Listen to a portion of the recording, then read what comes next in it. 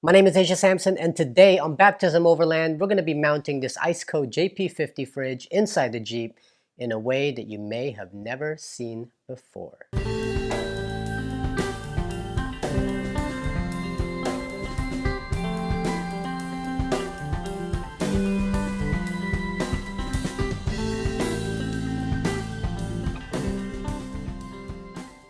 When I started this channel, I made a vow to myself that, to the best of my abilities, try not to regurgitate content, which means don't do the video that everybody has already done. Not that those videos are bad, they're awesome. I learned a lot watching everybody else's videos, but what do you need another voice for? What do you need me to do the same thing everybody else has already done when you could just watch their videos? So I always just wanted to create stuff that, wow, that's unique. That's something I haven't seen online. That's something that I can do myself. That's the kind of videos I want to produce. Most overland videos, at least the ones I've seen, where do you normally see the fridge? That's right, the cargo hold. And I think it's great there. It works for a lot of people. They have them on slides. Some of them even drop down and it's right in their kitchen area. For a lot of people, that's where it works. I don't know if necessarily that's where I want my fridge to be. Number one, the size of this thing will eat up a lot of the cargo space that I need back there to store the rest of my gear. And number two, say we're driving down the road and I want a cold drink, or my son wants a popsicle or wants a snack, then for me to get that stuff, I'd have to pull over, go to the trunk, open this up, grab what I need, and then continue driving. And I don't know if I really wanted to do that. The ideal setup would be to put this where the rear passenger seats are. That way we can just reach into it when we need to. Problem is, how do we put it back there? I'm not just going to drop this on top of the seats. I'm not just going to put this next to my son and strap it down with a seatbelt. Now, fortunately, the rear seats of the Jeep can be removed, and a lot of people do that. They clear everything back there. They turn it into a cargo space, living space, but that's usually for people who are either going solo or it's just a couple. That's not going to work for us because there's three of us and my son still needs a place to sit. Now, one of the options for a family of three is doing what they call a 60% delete. And that's where you remove the two larger seats in the rear and then you just leave that one smaller seat for your child. That works great for a lot of people. Then they put down that Goose Gear 60% delete system. It just turns a lot of area into usable space. But that's not going to work for us in the future either, because what if my son wants to bring a friend along? Or what if we want to bring a family member along? If we remove the larger seats from the back, then now we only have that one seat for my son and no one else can sit in that Jeep. So I started scouring online to see if I could just remove the smaller seat and do a 40% delete and leave the bigger ones. And I couldn't believe it, but there's actually no videos online of that seat being removed. So I thought maybe it might not be possible. Now, if I can do that, just remove that smaller seat and leave the larger seat there, now my son has a place to sit, we have room for one more passenger, and now where that smaller seat used to be, this can go there. Now we can reach into this, grab what we need while we're driving. It would just be the most perfect place to put a fridge, and I don't know why I have yet to see anyone do a video with this being in that area. So I don't know, I might be wrong, it may not even work, but we're going to try it out and see if it fits, because if it does, for me, that's going to be the most ideal place to put this thing. So this is where I want to put the fridge. I want to mount it right here, build a base right here somewhere, but in order to do that, I need to take out just this seat. I haven't seen any videos out there where just this seat was removed. Everything else removes the larger seat back there and you do a 60% delete. Well, I want to just remove this part. So that would be a 40% delete. I need to see if it works. Now we do have the two bolts down here that's holding the seat in place. Now when you move the seat down, there's a bolt down there. There's a bolt here. And then it looks like it's only tied to this other seat with this bolt here. So I'm guessing this might work if I just remove those bolts. So let's try it. All right, first thing I did was use an 18mm socket to remove the two bolts at the bottom. They're in there really tight, so you're gonna have to use either a breaker bar or maybe add a pipe to the end of your socket wrench just so you can get some leverage. It took a while, but I was able to get them out. Once you get them out, go ahead and lift your seat up and then just use a bungee cord to hold it in place so it doesn't drop on your head. Once you get that up there and held tightly and it's not, going anywhere, you'll have access to this bolt right there, which is also 18 millimeter. Go ahead and use a lot of force and strength to get that out as well. Once you get that out, then you can get to the one that's in the back. And that will allow you access to that one, which I've already removed, and that's also 18 millimeter. So now that I got both of these, I'm gonna see if I can get to this one right there, and hopefully removing that will allow me to get the seat completely out. All right, so I can now officially confirm that a 40% delete is possible. Why there's no videos online that you can just remove just that one seat by itself, I have no idea. Maybe it's too easy, because it actually really was. Just remove the 2 bolts down there. I went ahead and put the bolts back so I don't lose them. And then you go ahead and pull the seat up like I showed you, then remove that bolt. By the way, you see this? I got cut while trying to remove that bolt. Then I went ahead and removed that one. And then that little bolt right there just comes right off, and then you'll be able to slide the seat out. There is a bungee that's holding this to the seat. So you can just remove the bungee, and then if you want to, you can go ahead and remove that as well if you really want to get rid of this. But there you go. This seat is stable, not going anywhere. Actually, that smaller seat is attached to this one. This is the one that's really hunkered down. So if you really want to just remove just that one seat, it's doable. And now I'll be able to have a space to build a platform for my fridge. I got a 2x4 feet piece of plywood, which is 23 by 32 inches thick. Got my wood screws, got a couple L brackets, and I'll show you where that goes. And I got a can of Rust-Oleum truck bed coating. I like this stuff. I used it in my last project and I liked how the texture of it comes out. So I'm gonna use that again for this one. So first thing we're gonna do is we're gonna go ahead and build the base, of which we're gonna build the entire platform off of. This is what I'm going to do. I'm gonna take these L brackets and I'm gonna go ahead and mount them to the existing holes that were there before. I just have to punch these holes out a little bit more because the current bolts that go through them, see, it won't fit. So I'm gonna have to drill these out just a little bit more so I can fit these right through. And then what's gonna happen is I'm gonna put a piece of wood here and that'll be the front. And then from there, I'll be able to measure from the height of this all the way to the end of there. And we'll see how long that is. Cut it off right there, and then I'll have now a base that is hooked down to here, and then that other part will be screwed down to here. And then when that's done, I'll put the fridge, test it out. If it works really good, then I'm gonna go ahead and build the sides just to make it look a lot cleaner.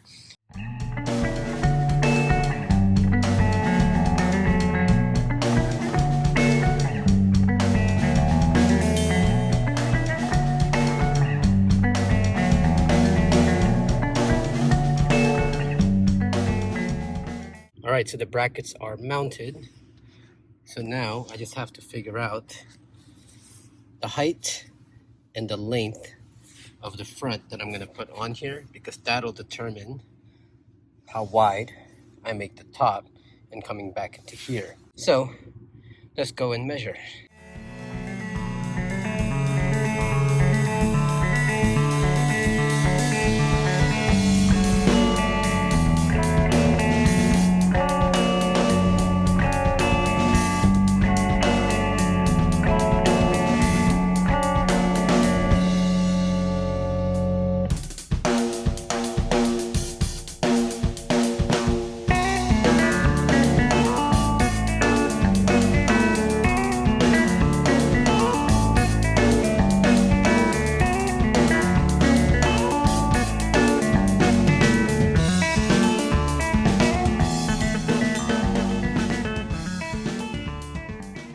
All right, so I got the front brackets done. Number one, you got to make sure that these brackets are on there really tight.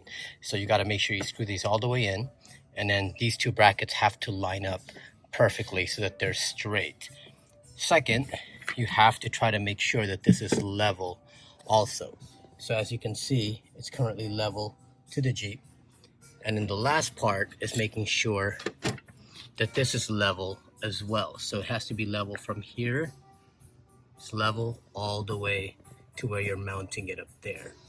So altogether, when you look at it, it is now straight, and that's how the platform is gonna sit. If you notice, I didn't go all the way to the ground. You can actually go all the way to the ground, but the reason why I went above is because I still want to retain the use of these WeatherTech floor mats that I have, and I want to be able to slide them underneath. By doing this, I'm gonna have it over here come up this way, and then once it gets past this line, the side will come down right here and then come up. So quick interruption. Chris is here helping me out. Now, you might be wondering why I've been putting Chris on all these videos lately. If you remember in my last, my lift video, he was the guy that introduced himself to me, told me to come over and he'll help me with the lift. And he became a good friend. So I didn't kidnap you. he didn't kidnap me. I mean, he's been hanging out with my friends. We've been having a great time hitting trails, and it's just good to meet people that are like-minded. So I wanted to put him on this video because I never got to officially welcome him into Baptism Overland as, you know, as a member number 2, I guess. But we're building. We're getting there. Stuff. We're getting there. We're gonna get past 40 views. Oh.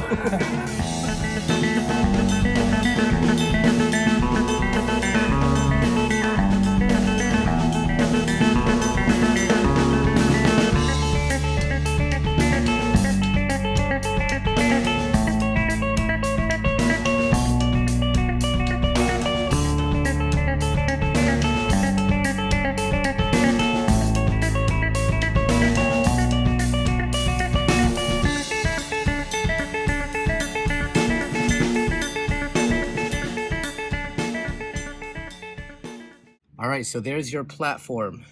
Looks really good. There was a bit of a hiccup over here because Chris messed up. I made a boo-boo.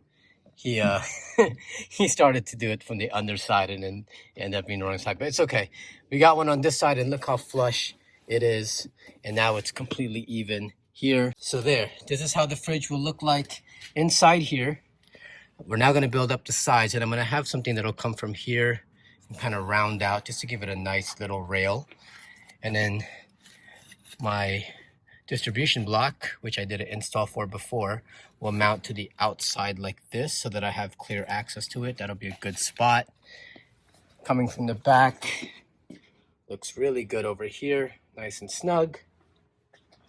And on this side, it's looking really good there too. We'll just have to build a side out for that there, but looking nice. All right, so finally got the side piece kind of drawn out roughly. This is what's gonna go on the side of the platform, and when you open the Jeep, this is what you'll see. So I have a channel here so that you can clear the WeatherTech. Then this hits the floor, and then this should go and clear the wheel well. And so that should look pretty clean. Let's kind of just hold it up and take a look here. So yeah, so if you can see, it'll be like this.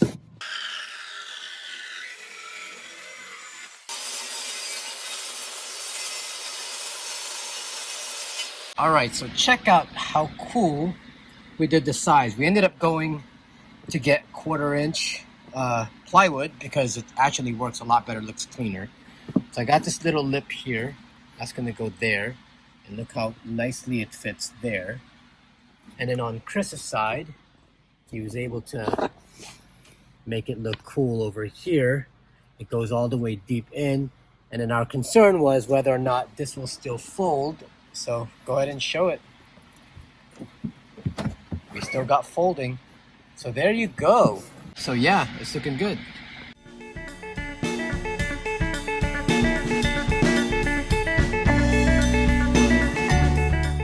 All right, test fit is successful. Contours really well. I still have access to remove this. Seat still closes down. Fridge will go on top. All I gotta do now is cut some holes to feed some wires through to put the, I can get my distribution block out here. The fridge will sit on top. I'm gonna add some anchors and that'll hold that. But looks good, man. Like a glove.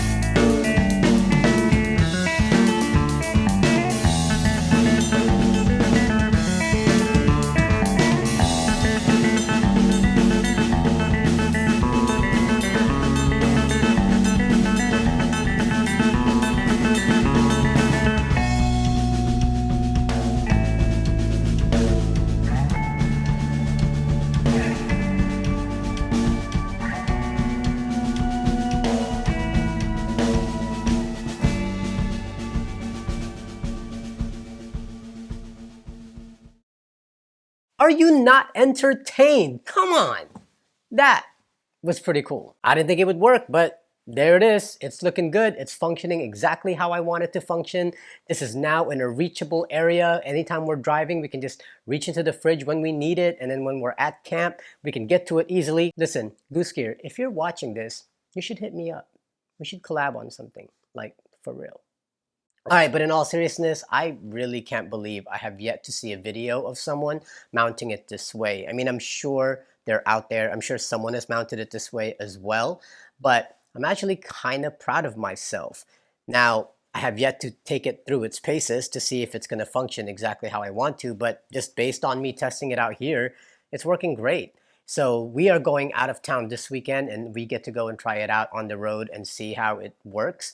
And hopefully it does everything that I want it to do. Now for this just being a prototype, I know that there are things that I can improve. I'm just looking at the design now and I know that there are certain things that I want to adjust, kind of make better. And I may do that in the next couple of weeks or so just because it's going to eat at me until I get it like perfect. This is not for everybody. There's a reason why a lot of people put their fridge in the cargo hold because they need all the seats in the back.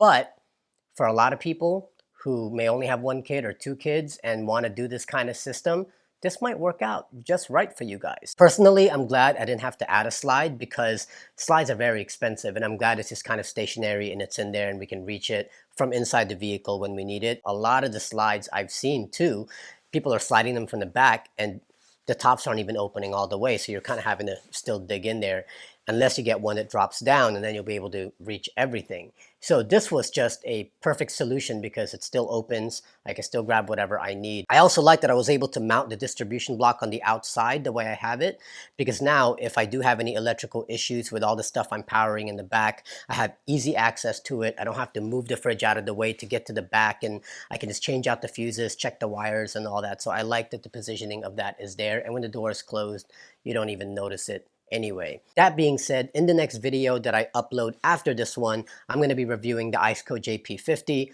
I'll give you the stats. I'll let you know what I loved and what, maybe could have been changed on this. I mean, for the most part, I am happy we got IceCo because it was one hell of a savings and it's a beast of a fridge. So I'll give you all of that stuff in the next video. In the meantime, I hope you loved this video because I know I had fun making it. And if you did, don't forget to like this video, share this video, subscribe to our channel, and don't forget to follow us on Instagram at Baptism Overland. My name is Asia Sampson, and I will see you next time.